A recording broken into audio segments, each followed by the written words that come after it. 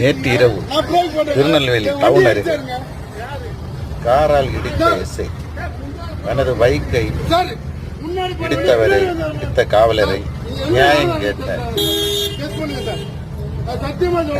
அவரை காரை ஏற்றி 200 மீட்டர் பேனட்டில் எடுத்து செல்கிறார். பாருங்க, பெரிய கொடூரம்.